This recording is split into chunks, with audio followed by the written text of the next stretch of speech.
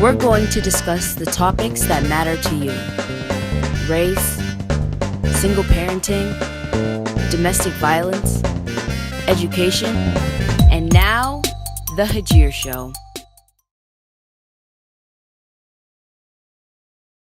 Returning to civilian life can be a time of joy, but also a time of emotional roller coaster. November 11th is the Veteran Day. Veterans Day tribute to all American veterans, living or dead, but especially give thanks to living veterans who served their country honorably during war or peace. Welcome to the Hagir Show, and we would like to introduce Mr. Bill. If you can introduce yourself and tell us who you are and what you do.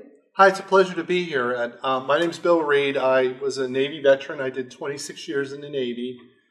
When I got out in 2006, and I was looking for a goal or a mission in my life, the YWCA of Greater Harrisburg advertised a position for a homeless veteran employment specialist. I applied, and I've been working at the YWCA since 2006, working with homeless veterans. Well, welcome. Thank you. I'm glad to have you here. And let's just jump into the subject. Can you explain to us, or just take us with the start, who are the veterans and what are they, and why are we talking about this subject now? I know this is a very broad, but to start. No, that's a great topic. And first of all, it's very humbling to be a veteran. I mean, we're really fortunate to be in a country where I feel that we're really appreciated. Mm-hmm. And I think most veterans would say that they're really blessed and appreciate that. And to be a veteran is to have the privilege to serve. And many veterans serve. They get out of the service and they're able to, adapt and do well. But the reality is, veterans are people and they have challenges like others, and sometimes their service contributes to those challenges. And so veterans have issues. Veterans sometimes have challenges they have to face. And many times they're the same issues that people in America, we face. Mm-hmm. Sometimes their service makes those challenges greater. And so I think the first thing to know is just how many veterans there really are. Mm-hmm. In America, there's over 20 million veterans. That a current statistic? Mm-hmm. Okay. And there's but depending on whose statistic you look at, there's between, I think, around 22 million or so. About 10% of veterans are female veterans. Mm. The average demographic varies, although most veterans are 50 or older. Pennsylvania is one of it's one of the states that has the most veterans. We have, depending on what statistic you look at, between 870 and 900,000 veterans in the state. Most of them are 50 or older, although we do have many veterans, for example, that served in the current conflicts that are going on around the world. And so when we look at that broad general population, there's veterans that are our neighbors everywhere around us. That's a huge number. 20 million is not, And sometimes when I hear the word veteran, in my mind, and I think in a lot of people's mind, they have this image. And I use a situation, if you say puppy or cat mm-hmm. or veteran, there's probably something that pops into your mind. And oftentimes when people hear the word veteran, they think of the heroic veteran, facing direct fire. And there's lots of those veterans out there. There's lots of veterans who serve through separation from family, through, the anxiety of being away or being in dangerous situations. Someone doesn't have to be in combat, for example, to be in dangerous situations. Many veterans actually die while training to do their jobs. And so when we think about veterans and who they are, they're really our neighbors. And oftentimes, those neighbors may be veterans who need services, but either feel they aren't deserving of those services because maybe they weren't that combat in the trench kind of warrior. Because in our mind, you have to actually fight or be in the front line to be a vet, right? Right. Is that what you mean? Exactly. And I've known many veterans, World War II veterans, Vietnam-era veterans, and others, when I meet them on the street doing homeless outreach, and I'll say, "Are you a veteran?" And they'll say, no, I wasn't in combat. Mm-hmm. And in their mind, a veteran is someone who was there and could hear the bullets, going over their head. And the truth is, all veterans served and all veterans sacrificed and had, many situations where they were under stress or could have had problems they had to deal with. And so when we talk about specific veterans' issues and challenges, at the YWCA, for example, we focus a lot on homeless veterans issues, homelessness and housing, homelessness and employment, homelessness and connecting to services. The partner agencies we work with, like the Veterans Center on 2nd Street, they deal with a lot of reintegration and coping kinds of challenges that combat veterans might face. The Department of Veterans Affairs, for example, the VA medical centers, they don't just deal with combat kinds of issues. They deal with geriatric issues. They deal with female veteran issues. They deal with just general health issues. So if we look at who veterans are, they're our neighbors, and we look at who served them, it's many people. And so the way we serve them is unique and tailored and different based on those kinds of challenges and those kinds of special needs they may have. Okay. So when you say homelessness, what comes to my mind is someone who served their country and they come here. Why do they have to face this kind of challenge? I know you're not the one to answer this, but there is a huge number. Can you give us a statistic on homelessness? I think that's a great question. And really, that's what I've devoted my life to since I've gotten out of the service, is working with homeless veterans and trying to eliminate it. I can say that right now we're, as a nation, doing a pretty darn good job at trying to eliminate veterans' homelessness. Currently, there's around 39,000 homeless veterans on a single given day in America. 39,000. 39,000.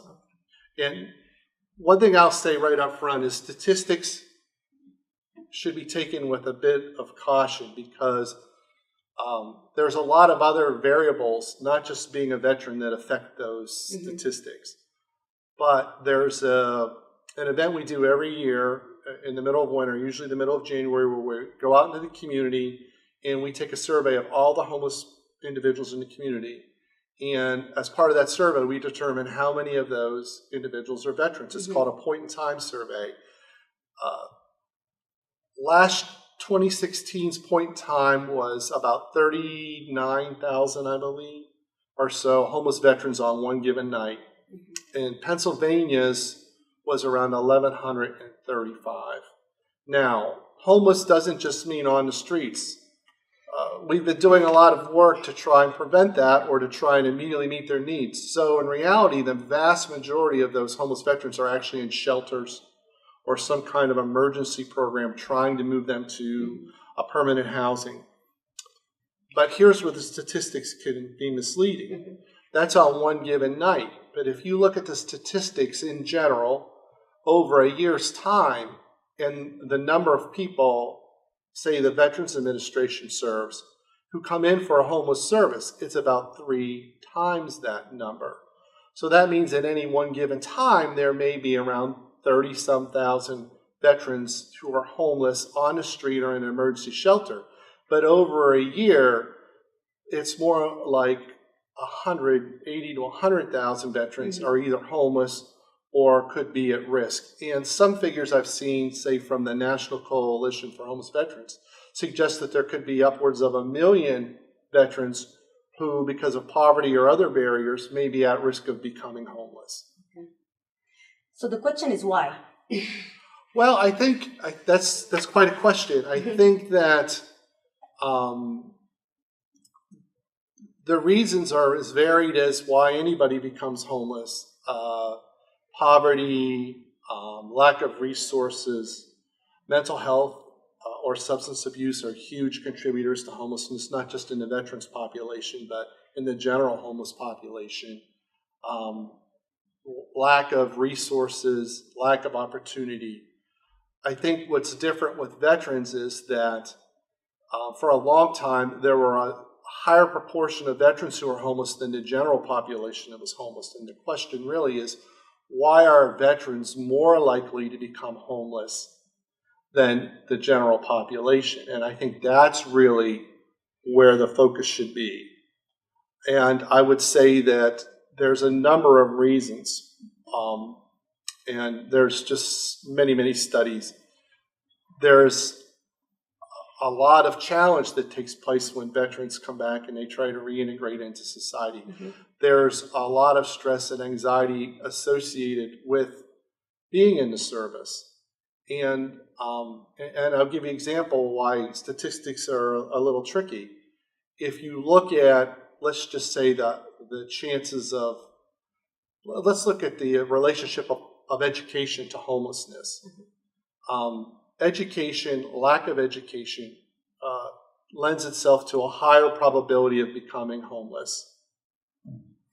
But female veterans, in general, have more education than male veterans, and yet they're far more likely to have no income, to live in poverty, and to have other issues. So it's not just being a veteran, it's what kind of veteran am I, and what do I bring to the table, or what don't I bring to the table when I leave the service and I'm trying to survive. And I can share my own experience. I left high school in less than a month. I joined the Navy thinking I was going for 5 years. I was going to have my adventure. And 26 years later, I retired from the Navy. I have a Navy pension. I'm blessed with a lot of resources. And yet I can tell you that my reintegration into society is still ongoing, and I've been out of the Navy for 11 years now. So when you take other challenges that people may face, for instance, say someone came from a situation where they had no resources, they had little education, they had little opportunity, and they see the military as their way out, and they go to the military. They do or don't have a successful military career, because when we count homeless veterans, it's not just honorably discharged mm-hmm. veterans. And then they get out. Well, all of those things that they brought into the service may still be there when they get out, plus the stress of getting readjusted to the service, to society. To society, yes. And I think another interesting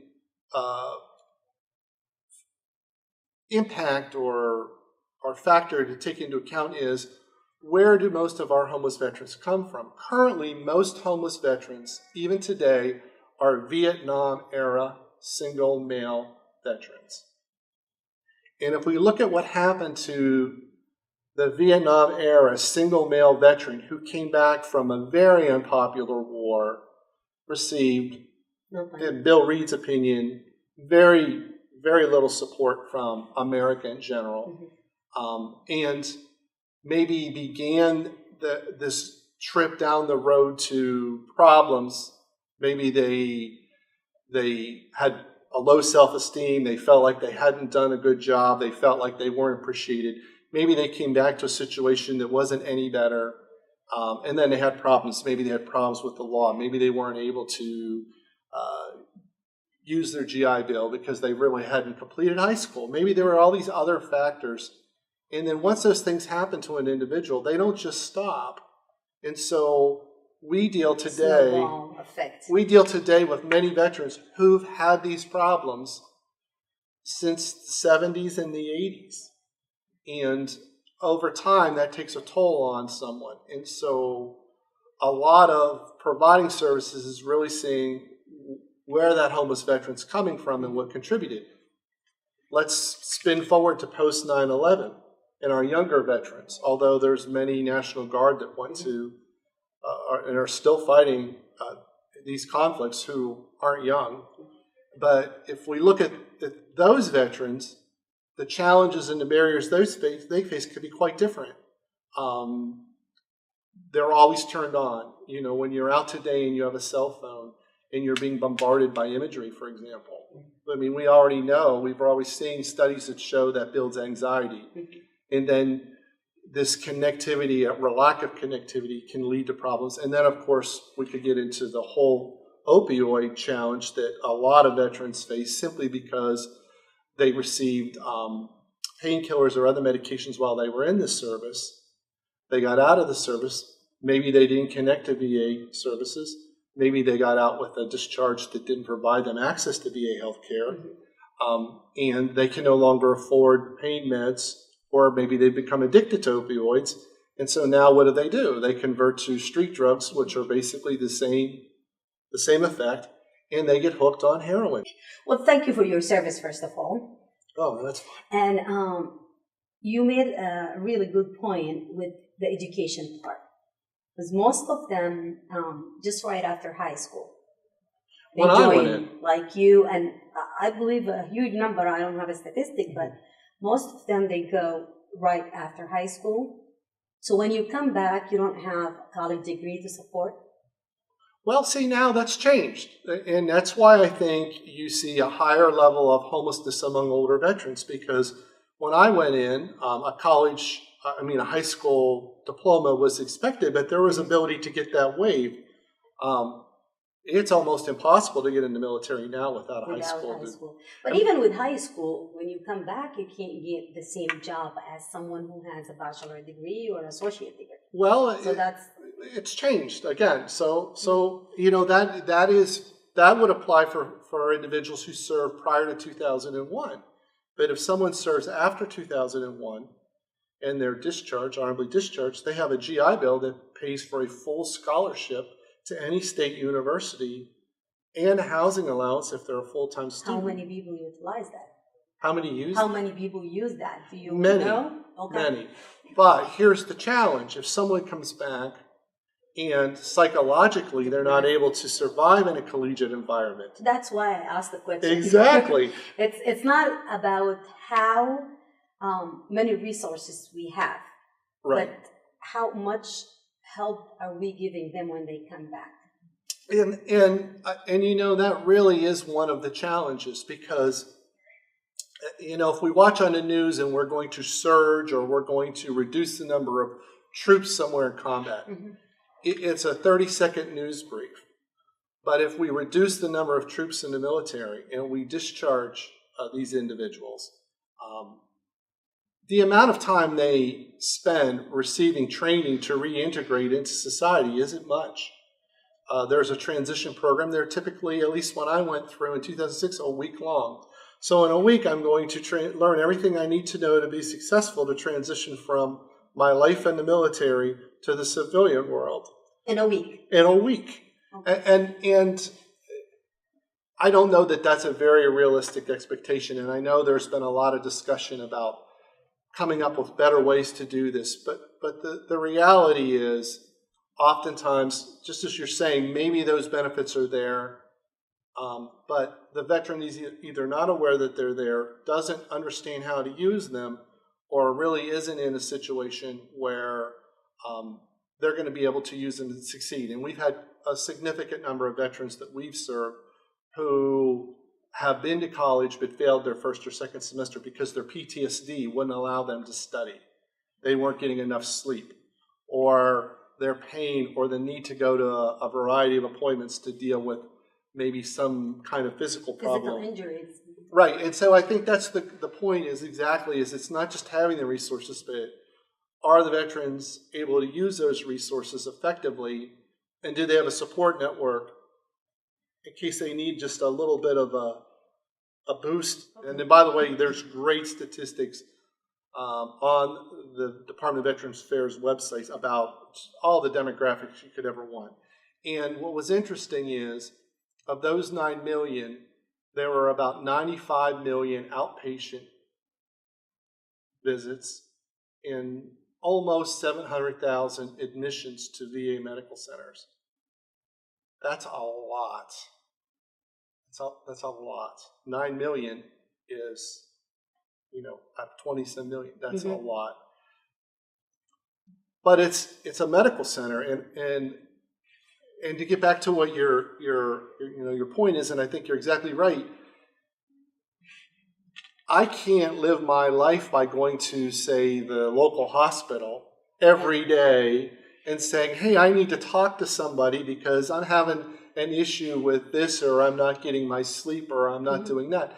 No medical system is designed to handle that. It takes society, it takes the community. Case workers and It takes a family to support that veteran, and veterans are typically stubborn and don't want to feel weak or needy or vulnerable. And so I can't speak for non-veterans, but I can speak for veterans, and I can tell you that weakness is a sign of weakness. Thank you. And so part of it is, I think, having a conversation between the veterans and the community about, hey, listen, you're a valued person, and you don't have to deal with these kinds of issues alone. And sadly, what we predicted, back in the early, between 2001 and 6 and 10, when I entered in earlier, was that there weren't a lot of younger post 9/11 veterans. But, we basically said, looking at what had been happening, give it 10 years.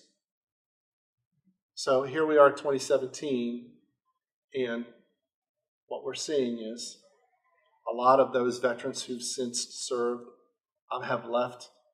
They've had problems that have eliminated their family supports network. Maybe they've gone through divorces because of the inability to reestablish themselves. Normal life. Maybe they've lost jobs because they can't sleep, or they just don't feel like they belong. And now we're starting to see more of these younger, more recent veterans entering homelessness. So hopefully there's not a second peak. There was kind of a decline following the post-Vietnam era, during the Persian Gulf era, where it seemed like there weren't as many veterans entering homeless. But, our concern, our fear is that if we don't put systems in place now, like you're talking about, in 10 years we could have another crisis where we're back up to 100,000 homeless veterans on the street any given night. And, we don't need to get there. So what I'm confused about, what is the system now we have? I mean, having a week to try to put you back into...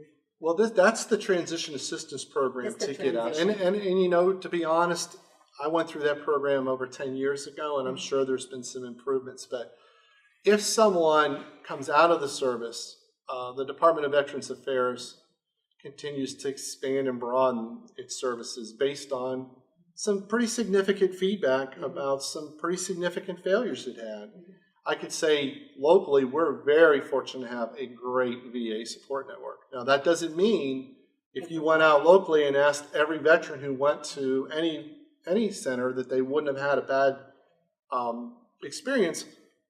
But what I could say is, or what I would say is, I challenge them to take the experience they have at our local VA medical center and compare it to any of our other local civilian medical centers and see how those match up.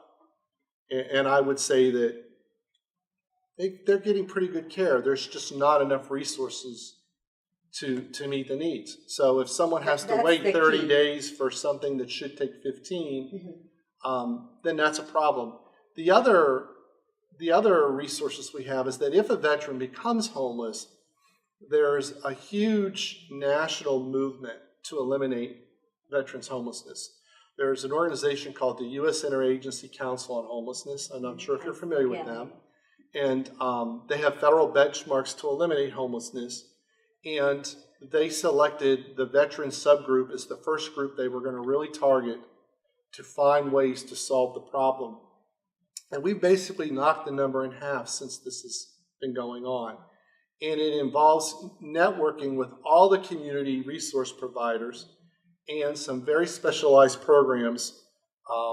The Supported Services for Veterans Family Program, which is funded by the VA, and we provide those services, rapid rehousing, or the Department of Labor's Homeless Veterans Reintegration Program, which provides employment readiness and outreach services, or HUD specially designated services or prioritization for veterans. And those communities have been getting together, spending a lot of time developing plans to not just reduce the number of homeless veterans, but make sure that there's a support system in place so that when they become homeless, they're approached immediately, they're provided a permanent housing option, and their periods of homelessness are brief. Wouldn't that be eliminated if the system, I'm just asking, I know that's not something you do, if we have a system set in place when someone is returning, and we know, for example, we have 10 people coming back from the war, just as an example. Sure. If we have a system set in place, instead of the 1 week, we have a longer period to transition. We have jobs, because unemployment is a big thing, or lack of employment, let's say, when they come back. Trying to get some assessment, mental health assessment.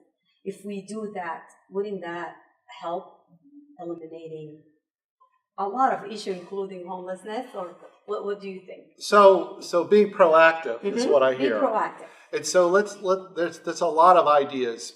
The first, if I were king of the world, every veteran would be required to register with the VA prior to being discharged, and would be given a tour of the VA, would be issued their VA ID card, and would be explained how to use their VA rights.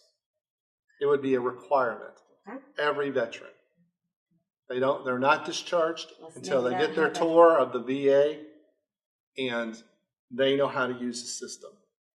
Because the system can be overwhelming. And if someone is fairly junior and they're used to always following orders and doing what they're told, and they go to some big place and no one's telling them how to work through it, they may, believe it or not, be intimidated. Big tough warriors be intimidated to ask, or if someone's not giving the services they should, they may have been trained through their military training to not question an authority figure. And so by walking someone through and explain to them, these are your rights, you've earned this as a veteran, this is how you use this system, that would be ideal. There is quite a bit of initial assistance with employment through the transition program, and I would say that many states, for instance, Pennsylvania, have our career link system. Veterans get a priority in those systems. The key is explaining to them, or making sure they know where they're at, and that they understand that they have a priority and they have a right to receive services when they go there. So I think that kind of is the employment. And I'll say right now, for example, that veteran employment numbers are actually lower than employment or unemployment? Unemployment, I'm sorry. Okay. Employment numbers are actually lower than the national average. And I believe that's because employers like to hire veterans. Although there's still pockets and challenges, especially if the veteran has disabilities or, like, I think, missing work because they can't sleep for PTSD or something like that. I think there's still some room where we can grow as a society. What you just said, can we implement that? I believe America can do anything. Is that one of our priorities? Is one of our priorities to say the health care of our veterans is important enough that we take time, and there's a real cost for taking time and resources to do that for them. I feel, yes, we should. I believe we should. I believe that every state university should have, and many do, but every state university should have a veterans office where any veteran can walk in with their GI Bill, and someone's going to show them how to apply for classes and not push a full maybe semester, but basically sit down and talk with them and counsel them and say, so do you want to start out slow and take a few classes? Do you want to do this? In other words, have recognition that that veteran may not be a student leaving high school going straight into college, having gone to school, done homework, done all this, and now they're returning and suddenly we're going to throw them right into school. And by the way, come on in. We're going to, this is great. I'm going to sign you up for all these classes. This is how our pipeline works for degree completion. Maybe what we need to do is sit down and say, so where are you? Do you think it makes sense to take one class and figure out how you're going to do with this? Or there's just different things we could do, I think, that would allow that veteran the opportunity to stop and think, recognize that they have options, and take advantage of those options before they find themselves, for instance, working with our organization, homeless or near homeless. And so I believe that there is an ability to do those kinds of things. I also feel that, and this would be a little bit tricky, but that it would absolutely be great for veterans, for military members, before they get out, to be able to have their job experience converted into practical civilian job experience for them, and basically walk out with their resume completed, rather than go through TAP and then connect themselves to some kind of resource in the community. And there's been some experiments and some job sites to try to do that, but I believe that's an area where we can also help them immediately get established in a job that's going to support them and make them feel worthwhile and part of a new team, and make that integration, more successful. So to be practical, how can we get your suggestion across to lawmaking, or to someone who can actually try to make this a reality? I would say this: we're really fortunate in the PA. We have representatives and senators who really support veterans, and we're very fortunate. And write them a letter. Tell them this is what I think we should do. The truth is, with all the things going on running our government, it's a huge deal. And honestly, I have an immense amount of respect for people who keep our giant country running every day, and all the little pieces that are involved in it. And our lawmakers, they want to know. And when someone takes time to write them, and if people write them and say, this is what we should do, then they listen. And if nothing else, they'll go out and they'll study the suggestion and see if it's feasible.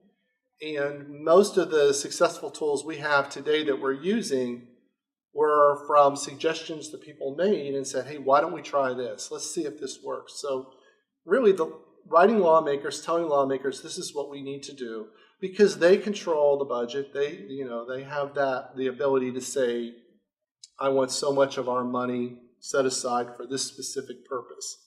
And I think when we look at our studies, for example, the amount of money we spend up front is far less than what it costs to fix a problem 10 years down the road. True.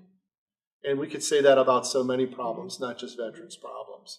But I think that would be how I would suggest that someone does it. So when we talk about PTSD, it comes directly to suicide. Like, we want to talk about suicide. Because sometimes we associate stress, and PTSD is one form of that stress, anxiety, and lots of depression. Depression. Absolutely. And so if you don't mind, I'm going to just go over a couple of numbers that I know about suicide. And these are from the VA and from other sites. In general, there's been an increase, and I just read, and again, the statistics might vary, that there's been a 24% increase in suicide across the nation, not just with veterans. There's about a 13% ideation where people think about suicide. Almost 4% of them plan on how they would do it. Almost 5% attempt, and 50% may actually go through and have a serious attempt at suicide. And so suicide's a real problem. And again, those statistics are just one. I'm sure they're different, but the bottom line is it's a real problem. And for veterans, it's a really big problem. We lose about 20 veterans a day to suicide. 20 a day. 20 a day. About 19% of the suicides in America are adult male veterans, and the female veteran suicide rate is 2.5 times that of females in the general population. The 20 a day is the number that really, I think, hits home with a lot of us. About 65% of veteran suicides are veterans who are 50 or older, but this is where I'm a little nervous about talking statistics. I would sooner talk about people. Mm-hmm. And that's because most veterans are older. But if we look at that young 18 to, I think it's 29 age group, they actually have a high percentage of attempts for that age group. So a disproportionate number of those younger veterans, maybe combat veterans, you're talking about these issues, attempt suicide or commit suicide, I should say. And so if suicide's higher in the military, or with veterans, I should say.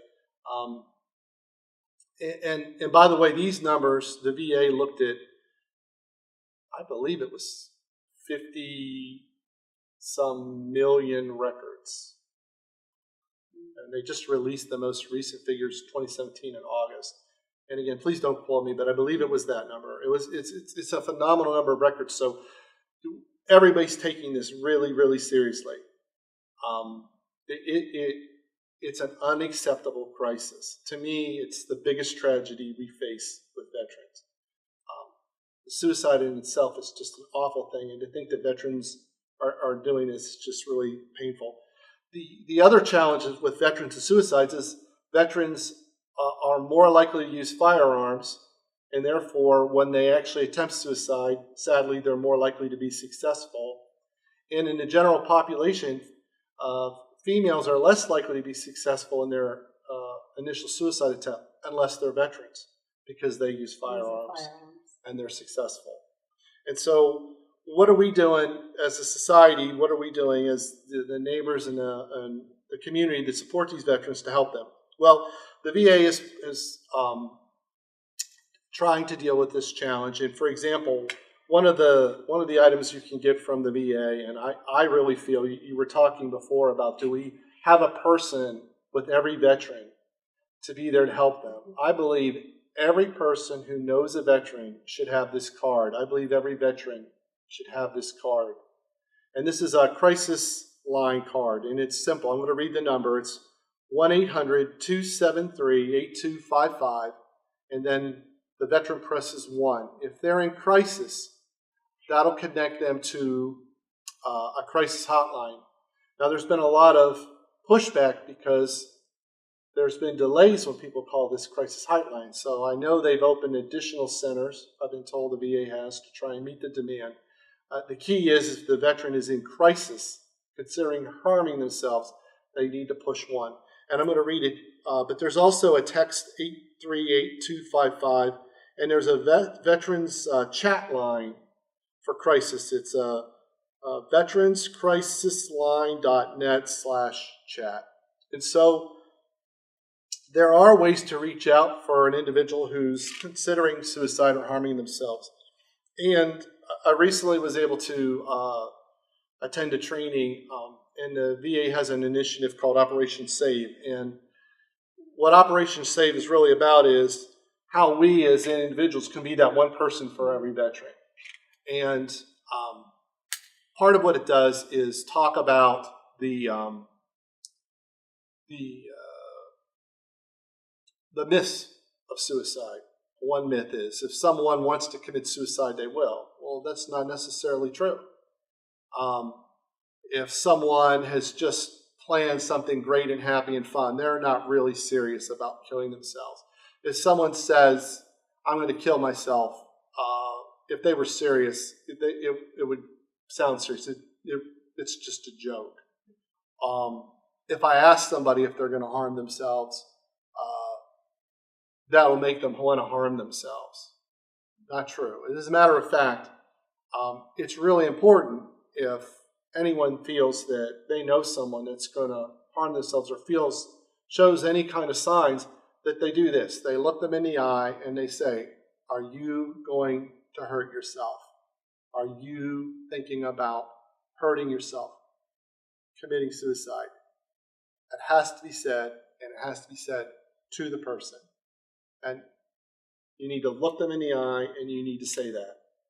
No dancing around. No dancing around. No saying, wow, things are tough. You're not thinking about something you shouldn't. That's not what should be said. It should be said, are you thinking about hurting yourself? And if that person says yes, then it's important to act. It's important to engage that person. It's important to get them to help immediately. It's important to stay with them until that help is there. Very important. And in situations where someone's considering hurting themselves and you know they're going to commit suicide, 911 is the number to call.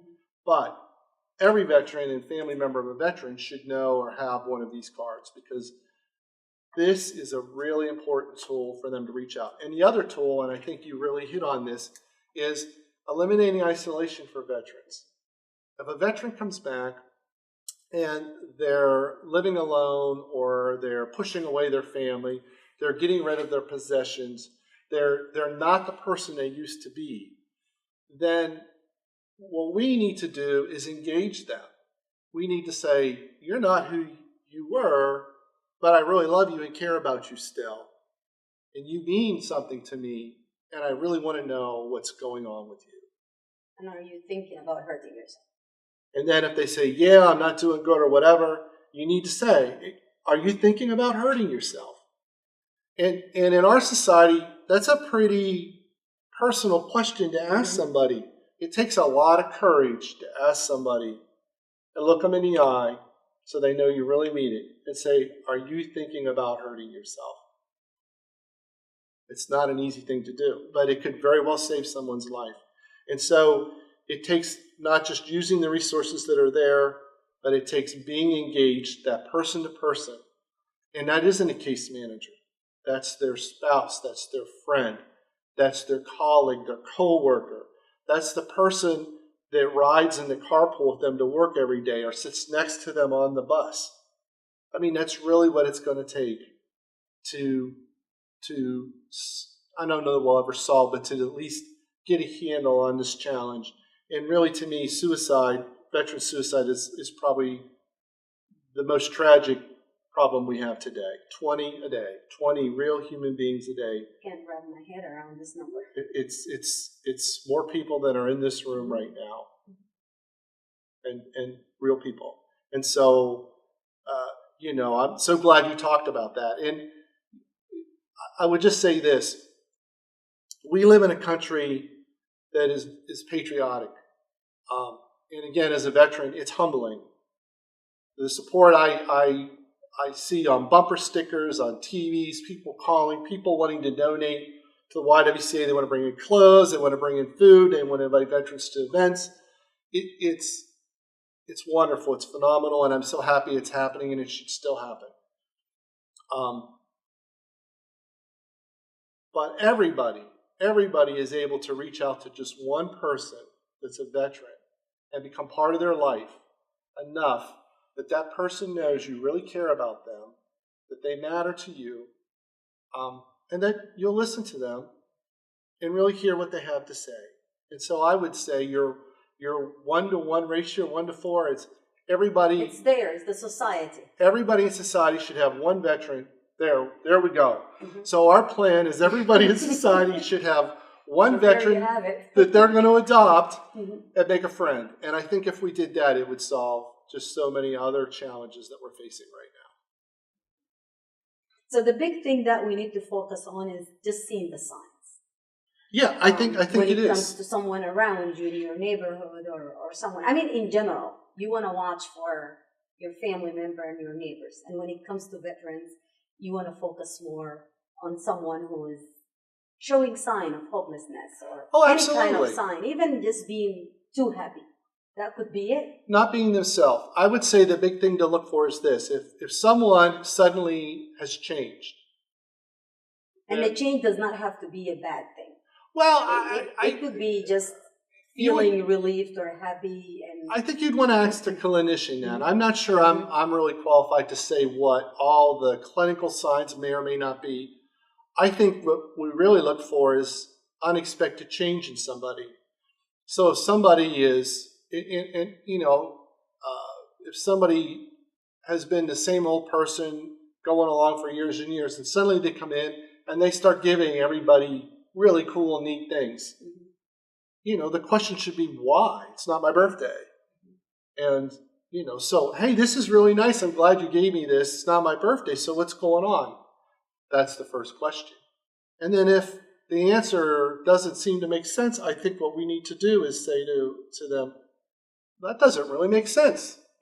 So what's going on with you? And then just start the dialogue and hope that if someone is, suffering eternally and feeling these thoughts of harming themselves, that might be the engagement that starts a dialogue for them to share more. And then maybe they say, well, actually, me and my spouse and I found out she's leaving me. and I'm going to move to a little apartment. I need all this. Well, okay, so now I know why you're upset, but are you really giving away all this stuff because you're moving to another apartment?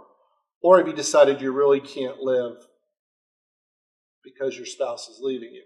And that's where the engagement is important, and the trust, and letting someone know that, and I'm a talker, so in this case, you would be great because you're a great listener. So you need to listen to them, right? And give them an opportunity to kind of share what it is that's on their mind. And then, again, I would recommend that everybody just learn the signs and not be afraid or embarrassed to ask those hard questions, because the worst thing that's going to happen is someone's going to say, I'm not, there's nothing wrong with me. I'm fine. Really, I'm fine. Really. It's a human nature to push people away or Right. to keep things to yourself, not to admit weakness, like you said. Right. But, I mean, if you push harder or you try and someone realizes that you're sincere and you're caring, they will open up, I think. Absolutely. And it's really just about that. It takes courage, let's face it. But it's about being willing to engage individuals or people, veterans or non-veterans, anybody. It's a willingness to see them as another human being that has value and matters to you, enough that you're willing to become part of their life, enough to make sure that they're taking care of themselves. And that's really what it's all about. And as long as we can do that, I think we can help a lot of people out. So the important thing is for everyone out there to know that you're not alone. There is resources, and we're going to put the 1-800 number that Mr. Bill just mentioned and all the links. And if you have any last thing that you want to say. I would just say, first of all, thanks for having me on the show. It's a real opportunity. And I just say thanks to everybody for caring about veterans. It really is an honor and a privilege to be a veteran, and to know that caring about us matters so much. And just remember, everybody has been formally recruited to adopt one veteran and bring them into your life and make sure they're taking care of themselves. I got my card already. All right. Thank you. All right. Well, thank you for coming, Mr. Bill, and thank you for all your service. And thank you for your service to the country and what you do now for the veterans. Well, it's an honor to do it, and thank you so much. We have Mr. Brian. Can you introduce yourself and tell us who you are and what you do? My name is Brian Wade. I'm a native of Harrisburg, Pennsylvania. I'm also a veteran of the United States Navy and also the Army National Guard. Thank you for your service. Thank you. And on this subject, you probably heard what we were talking about with the veterans. And it was brought to my attention that you are doing a documentary. Yes, that's correct. We're working. Okay. Can you tell us about that? And This documentary, on a broader scale, chronicles the African-American experience here in the Capital Region. The first in a series of 15 documentaries will explore the lives of African-American servicemen and women that served from World War II to Vietnam. In addition, with the documentary, there's also curriculum for schools. This is the first time that this has ever been contemplated or really enacted, where schools now have an oral history series with curriculum. Part of my background is in education and broadcast journalism, so I thought in developing this that I'd want to put a curricular piece to this. The superintendent of schools in Harrisburg has seen the curriculum, and she's ecstatic because now the state requires that schools offer 5 hours a week for 10th and 11th grade. So that's sort of a brief narrative. well, first, thank you for your service as a veteran. Thank you for everything that you're doing to raise an awareness. And how the documentary came about, and what did you learn during this whole process? Well, I was watching a movie called We Were Soldiers. This is with Mel Gibson, and it's highlighting one of the first major battles in Vietnam in the Ia Drang Valley in 1965. The military had sort of shifted to what they call strategic placement of soldiers, and they created the Air Cavalry, and they were strategically using helicopters, placing military personnel in what they call landing zones. And this movie sort of chronicles that experience. At the end of the movie, they had listed the names of the soldiers that had passed in battle. And one of the members was named Samuel L. McDonald, and it said Harrisburg, Pennsylvania. Being a researcher, I saw that and I was curious. I said, I wonder who he is. So as a result of researching him, come to find out he was an African American, and he was from Harrisburg. And so I was thinking, sort of triggered in my mind, maybe something should be done to sort of look further into the lives of African American military personnel that served between World War II and Vietnam, because it hadn't been done in this area. And as I've researched further, most communities don't have local oral history series that has curriculum that is being implemented in schools. So as I researched him, I thought, well, maybe, because this isn't my first documentary. I produced a documentary in 2005 that chronicled 3 African American groups coming together to provide resources to New Orleans after Hurricane Katrina. So I went down about a week afterwards with a film crew, and we did a documentary on what these communities did here in Harrisburg. And then I just narrated a series with the National Civil War Museum and looking at African Americans who served in the Civil War from the Harrisburg area, Ephraim Slaughter and George Hezekiah Imes. So I was kind of on a roll with these documentaries, and I thought, well, this might be a good document. I was just thinking specifically the military at the time, but then I thought maybe on a broader scale, seeing that this hadn't been done, and the period of time that I'm looking at is between the 40s and the 70s, maybe early 80s. It's relatively contemporary. And again, that hadn't been done. So I thought, well, to do a documentary, why not just chronicle the whole African American experience, meaning military, doctors, lawyers, preachers, teachers, sports, musicians, and then have a company curriculum that you can have an expansive view of the capital region. So as a result of sort of pulling together an executive summary, laying down the aspects, the component parts, and what it would take to do that, I then embarked on raising funds. So this was my first foray into doing that. I had produced a television series that was seen in different markets around the United States that dealt with race and racism in America. And that was called Worlds Apart, and produced over 600 half-hour programs. The veterans documentary, I knew quite a few of the veterans, and I knew their histories. One gentleman that's featured in the documentary is Bishop Nathan Baxter. He went to Vietnam in the mid-'60s, and I knew him. He was supposed to be a guest of our show at Was he? one point, and he will be soon, yeah. Okay, I'm sure you mentioned my name, he'll make it happen. No, I was kidding. But he was a medic, and he was conflicted in terms of his own spiritual convictions as far as whether he should carry a weapon. So he became a medic, and he didn't carry a weapon, but he did everything else the other soldiers did as far as walking point. That's a term that basically you're out front, as you're looking to find out if there's anybody out there that you want to run into. But he, as a result, he came back from Vietnam unscathed, and I shouldn't say unscathed because sometimes there's mental trauma, as you were talking about in your last program. And eventually he went to college several different times, and eventually he got his degrees in the ministry and became an Episcopal bishop in the Church of the Episcopal Church, and ended up being the dean of the National Cathedral in Washington, D.C. And to think he came from humble beginnings, he was also the Episcopal bishop for this area, and we filmed him at St. Stephen's Church, Episcopal Church. So I thought it was great to sort of be somewhat contextual in terms of the background, to have him in his own kind of environment. And he was such an eloquent speaker. His father was quite a poet.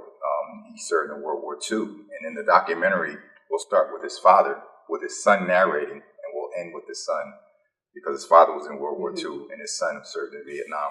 There'll be people in between. That's just one person in the documentary. So I networked with people like Chief Pierre Ritter, who went on a dual track. He served the United States Navy. He was what they call a veteran, Vietnam veteran, or era veteran. He didn't actually serve in Vietnam, but I know sometimes we make these distinctions about were you actually in battle. There's a lot of places in the military in terms of what you do. And I know there's the battlefield experience, but there's also support types of experiences and a lot of other component parts that makes the military what it is, although there's probably more trauma when you're on the battlefield. But having worked with him, I worked in the police bureau. He was the chief of police, so I worked with him in the police bureau. We were in the same division together, 28th Division. So he was in the Navy, I was in the Navy. He went to the 28th Division, I was there. I didn't go into the police bureau until later on. He was there, and I served directly under him. So I knew him in terms of his military background. He went from what they call an enlisted person to a lieutenant colonel. Also went from what they call a beat officer to the chief of police in Harrisburg. So on a dual track, he reached really high levels of proficiency and professionalism in terms of what he was able to achieve. There's so many different stories, and that's, there's a father that served under Patton, George Patton. Mm-hmm. He was also spoke French, so it was an anomaly for an African American to be with the upper brass, but he was actually translating for them during the Battle of the Bulge in the Ardennes in 1945, 44, 45. So that was a unique experience. His experience was such that he was on the battlefield and Germans were actually surrendering. Some came up to him, and on the battlefield, this one German looked at him, and they looked at each other. Here, they went to high school together here in the United States. His family went back to Germany, and when they saw each other, they met each other again on the battlefield. But they went to school here in the United States, and it was interesting that they met each other on the battlefield in the Ardennes. And so there's stories like that all throughout the documentary, and I think that's what's, compelling about it, and that you have so many different nuances of experiences within the military for African Americans. Some was not necessarily pleasant because they weren't always what we would call successful or ideal positions, but in spite of that, they and then looking at the 40s through really the middle 60s in the United States, we went through a period called Jim Crow, which was really institutionalized segregation and racism. And so they had to deal with that not only in the civilian aspect, they had to deal with it in the military. Now, some, I guess, dealt with it probably more firmly. One gentleman that's in the documentary was what they call the Montford Part. He was part of the Montford Point Marines. Now, we hear about the Tuskegee Airmen. Those were African Americans that served in the military that flew planes and had a successful combat record. But many people don't know much about the Montford Point Marines, and they were the first Marines, African Americans, that served in the Marine Corps starting in 1943. And they were in a segregated place in North Carolina called Montford Point. Originally, there were white Marines there, but then they took the white Marines out and put them in there, and the white Marines went to another training facility. But they served with distinction. They did very well. They served primarily in the South Pacific and places as they were moving towards Japan, Iwo Jima, and different places. You hear stories about that, and they served very well. Recently, they received gold medals from President Obama for their service, because one of the things about our history here in America that you have a lot of stories when you watch movies. There was a movie about the Battle of the Bulge, but you never hear much about African Americans. You didn't hear anything in those movies about what African Americans did.